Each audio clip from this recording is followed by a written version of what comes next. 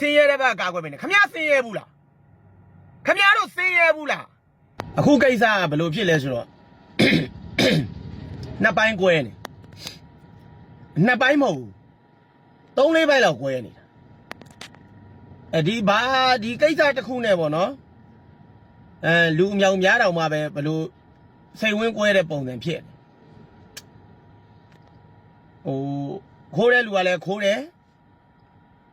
မိတဲ့လူကလည်းသူ့ပစ္စည်းပါသွားတော့ဒေါသလျောက်ရိုက်နှက်တယ်ပေါ့ပြီးတော့ social media ပေါ်မှာတင်လိုက်တယ်အဲ့တော့ပြဿနာတွေထားတက်ကြတာပေါ့ကျွန်တော်ဒီကြားထဲမှာတချို့ကကျွန်တော်ပြောတယ်ကိုကြီးဒီလောက်ညမနှိမ့်ဆက်ခံရိုက်နှက်ခံရတာပေါ့လေကိုကြီးတို့လိုင်တာမှာဖြစ်တာကိုကြီးနေနဲ့ဘာမှကိုကြီးဆောင်ရတာမရှိဘူးလားဆိုပြီးကျွန်တော်တကွန်ကွန်နဲ့ဖုန်းနေဆက်တယ်စာတွေပို့ကြတယ်ပေါ့နော်ဟုတ်ကဲ့တချို့ကြတော့လိုင်တာကိုကြီးကဒီဆိုင်ပိုင်ရှင်နဲ့ဘာတော်လို့ငြိမ်နေတာလဲပေါ့ဆိုင်ပိုင်ရှင်နဲ့ဘာတော်လို့ငြိမ်နေတာလဲတဲ့တချို့ကြတော့ကျွန်တော်ဘောနော်ဒီတခိုးအားပေးတယ်ပေါ့ခိုးတဲ့လူအားပေးတယ်ပေါ့တခိုးကတခိုးပဲအားပေးတဲ့အကြောင်းမရှိဘူးပေါ့အဲ့တော့ကျွန်တော်ပြောချင်တာကဟုတ်တယ်တခိုးကတခိုးပဲမှန်တယ်ဆိုင်ရှင်ကလည်းသူ့ရဲ့ပစ္စည်းပါသွားတဲ့အတွက်ဒေါသလျောက်သူတုံ့ပြန်တယ်ပေါ့လေအဲ့ဒါကိုတချို့သောလူတွေကဆိုင်ရှင်ရဲ့လုပ်ရက်ကိုလက်မခံဘူးတချို့လူတွေကြတော့လေတခိုးတဲ့အဖွားရဲ့လုပ်ရက်ကိုလက်မခံဘူးသူခိုးလို့ရိုက်တာတချို့ကလည်းခိုးတာပေါ့ခိုးတာသူအပြစ်နဲ့သူပေါ့ဒီလိုညှဉ်းပန်းနှိပ်စက်ရိုက်နှက်တာအဆင်မပြေဘူးတချို့ကြတော့ခလေးပေါ့နော်ခလေးကိုတနာကြတယ်ခလေးကိုရိုက်နှက်နှိပ်စက်တဲ့အတွက်ကိုဘောသူတို့ရင်ထဲမှာမကောင်းကြဘူးပေါ့ဟုတ်ပြီအဲ့တော့ဒီဆိုင်ရှင်ဘက်ကကြည့်မယ်ဆိုလို့ရှိရင်ကျွန်တော်တို့ဒီဆိုင်ရှင်ဒီသူပစ္စည်းတွေပေါ့နော်ဒီအဖွားကြောင့်လည်းဖြစ်မယ်ဒါမှမဟုတ်တခြားသူတယောက်ကြောင့်လည်းဖြစ်မယ်မကြာခဏပျောက်တယ်ပဲထားပါတော့သူပျောက်လို့သူ့ရဲ့ပစ္စည်းဆုံးရှုံးတာကြောင့်သူဒီဒေါသလျောက်ဟုတ်တယ်ကိုလည်းကျွန်တော်ဆိုလည်းကျွန်တော်ပစ္စည်းဆုံးရှုံးရင်တော့ဒေါသလျောက်တော့ဖြစ်မိမှာပါဒါပေမဲ့သူဒေါသလျောက်ဖြစ်တဲ့တုံ့ပြန်မှုကြောင့်ဒါအများပြည်သူရဲ့ညဉ့်ညင်ကြီးကိုခံရတာပေါ့လीနော်အဲ့တော့ဒါဆိုင်ရှင်ဘက်ကကြည့်တာပေါ့ဆိုင်ရှင်လည်းသူ့ရဲ့ဒေါသလျောက်ပေါ့ဟုတ်ပြီဒီခိုးတဲ့လူဘက်ကကြည့်မယ်ဆိုဟုတ်ပြီသူဒီခိုးစားတဲ့အလုပ်ကိုအတန်မွေးကြောင်ပြုတ်နေတာလားပေါ့နော်ဒီဟာဟိုပေါ့နော်ခိုးစားတဲ့အလုပ်နဲ့အတန်မွေးကြောင်ပြုတ်နေတာလားဒါမှမဟုတ်သူ့ရဲ့အခက်အခဲတစုံတရာကြောင့်ပေါ့နော်ဒါကိုလှုပ်လိုက်တာလားနောက်ဒီကလေးကရောငားလာတာလားဆိုတာရှိတယ်ကလေးကတော့ငားလာတာမဟုတ်ဘူး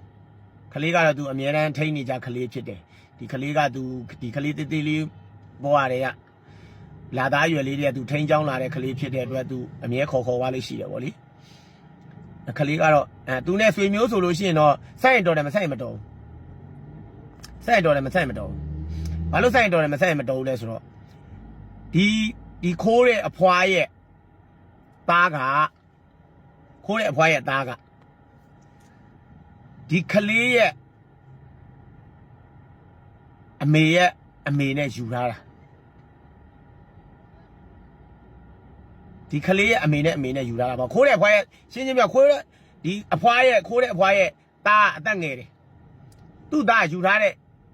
သူ့သားရဲ့မိန်းမအသက်ကြီးတယ်ပေါ့နော်အဲ့ဒီမိန်းမမှာပါလာတာကသူ့သ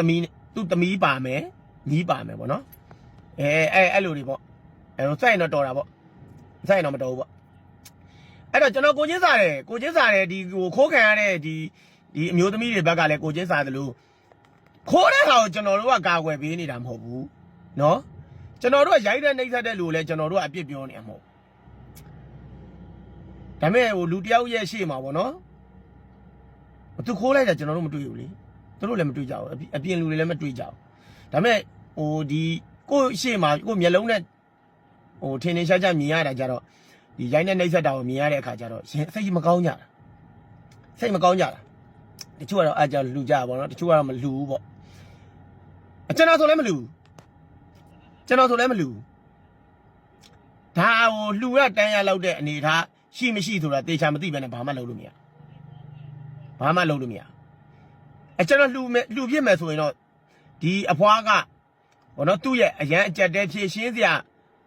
အကြောင်းတစ်ခုရှိလို့မဖြည့်ရှင်းနိုင်လို့ဒီပြဿနာကိုဒီလိုဖြည့်ရှင်းလိုက်ရတာ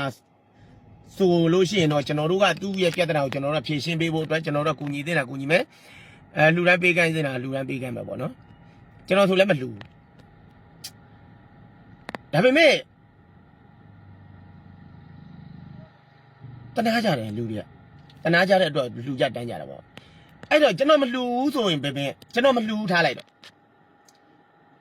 လူချင်းတဲ့လူလေကျွန်တော်ပြောစရာအကြောင်းမရှိဘူးလူတယောက်ရဲ့ခံစားချက်ချင်းမတူဘူးကြုံတွေ့လာတဲ့ဘဝချင်းမတူဘူးကြုံတွေ့နေတဲ့ဘဝချင်းမတူဘူးသူလူချင်းလို့လူတာလူပါစေသူကုသိုလ်ရမသိကြအောင်စောင်းနေလိုက်ကိုမလူချင်းဘူးမလားကိုမကြိုက်ဘူးမသိကြအောင်စောင်းနေလိုက်ဟာဒီလူခိုးတာကွာခိုးတဲ့လူကိုမင်းတို့ကဟိုကာကွယ်ပေးနေတယ်ဆင်းရဲတဲ့ဘက်ကာကွယ်ပေးနေခမရဆင်းရဲဘူးလားခမရတို့ဆင်းရဲဘူးလားထမင်းငတ်ဘူးလားမဆင်းရဲဘူးထမင်းမငတ်ဘူးရင်အဲ့ဒါတွေမသိဘူးခမရတို့အဲ့လိုအကြီးအကျယ်ဒုက္ခဖြေရှင်းလို့မရနိုင်တဲ့အခက်အခဲတွေကြုံဘူးလားလူဆိုတာကြံရမရတယ်ဆိုတဲ့စကားအလကားမဟုတ်ဘူးဟာတဲ့မင်းဆင်းရဲတိုင်းတာကွာတဲ့အခက်အခဲဖြစ်တိုင်းတာဒုက္ခရောက်တိုင်းတာခိုးစားရင်တခိုးတွေအကုန်ဖြစ်ကုန်မှာပေါ့တဲ့တောင်းစားပေါ့တဲ့ဒုက္ခရောက်တိုင်းတောင်းစားရင်လည်းအကုန်တောင်းစားဖြစ်ကုန်မှာပေါ့လူလောကလေဒါလူဘဝလေတခိုးရှိလူလိန်ရှိလူညာရှိတယ်ဓမြရှိတယ်အများကြီးရှိတယ်လေလူဆိုတာသူ့ဘဝနဲ့သူ့ဖြစ်တည်မှုနဲ့သူဖြစ်တည်မှုနဲ့သူမတူကြဘူးလေတယောက်နဲ့တယောက်ကမရှိတိုင်းခိုးစားမှာမဟုတ်တလို့မရှိတိုင်းလည်းတောင်းစားမှာမဟုတ်ဘူးတက်ကြီးရွယ်အိုတချို့ရဲ့ကြုံတွေ့ရတဲ့အခက်အခဲကဘာလဲဆိုတော့သူတို့မှအင်အားမရှိတဲ့အတွက်သူတို့ခွန်အားနဲ့ပတ်သက်ပြီးတော့ငွေရှာလို့မရအောင်အဲ့တော့သူတို့မှလည်းသူတို့ကြံရမရလောက်တာမျိုးရှိတတ်တယ်အဲ့တော့အဓိကကခမည်းတော်ဆင်းရဲဘူးလားခမည်းတော်ဒုက္ခရောက်ဘူးလားဟာငါဒုက္ခရောက်ဘူးလေငါတို့တော့အဲ့လိုဖြေမရှိဘူး no ခမည်းတော်မှာဖြေရှင်းစရာနီးလိုက်ရှိကောင်းရှိနိုင်တယ်သူ့မှာမရှိရင်လေ तू လုံးမိမှာပဲကျွန်တော်ကတခိုးကာကွယ်ပေးနေတာမဟုတ်ဘူးနော်ခိုးတဲ့အပြစ်သွားခိုးတာပဲခိုးရိုက်နှိပ်သားလိုက်ပေါ့ဘာမှလည်းမသိဘူးပြီးရောဟုတ်လားဘာဆိုရှယ်ပေါ်တင်စရာလိုလဲဟုတ်ပြီခမည်းတော်မစင်ရဘူးလို့ခမည်းတော်ဒီစကားပြောတာခမည်းတော်စင်ရဘူးရင်တော့ဖြည့်ပြီးတွေးပေးမိလိမ့်မယ်ပေါ့နော်နောက်တစ်ခုပေါ့ဟာပစ္စည်းလေးဒီလောက်ပါသွားတာကွာဒီလောက်လောက်ရလားဆိုတာကိုယ်တိုင်ကျွေးနဲ့သွင်းနဲ့ရင်းပြီးရှာထားတဲ့ပစ္စည်းအလကားတက်အချောင်ယူတဲ့လူကလာပြီးယူသွားတဲ့အခါကျရင်ခမည်းဖြစ်ကြုတ်ပဲဖြစ်ဒေါသတော့ထွက်မှာပဲလေဆိုင်ရှင်ဘက်ကကြည့်ရင်လည်းဒီလိုမြင်လို့ရတယ်ခမည်းပဲဖြစ်ကြုတ်ပဲဖြစ်ဒေါသကတော့ထွက်မှာပဲချိန်ခါခိုးခံလို့သူဒါဒီဘွားခိုးတာလည်းဖြစ်ချင်မှဖြစ်မှာပေါ့လေဒါပေမဲ့ဘလို့ပဲဖြစ်ချိန်ခါသူ့ပစ္စည်းပြောက်လို့တရားခံမိတဲ့အခါကျတော့သူ့ဒေါသလျောက်သူတုံးပြန်မိမှာပဲမမိတဲ့အချိန်တုန်းကတော့လွတ်တော့စားသွားတယ်ဗျာတုံးပြန်ခွင့်မရကလိနဲ့စိတ်ထဲမှာဟုတ်ပြီမိသွားပြီသူတော့လုံအောင်ဟဆိုတဲ့အတိသူတို့မှရှိတယ်ဒါကတော့တူကိုဒါဖြစ်လေဖြစ်တာရှိတာပဲလေဖြစ်တာရှိတာပဲမှားတာကတော့နှစ်ဦးနှစ်ဖက်လုံးကမှားနေတာပဲ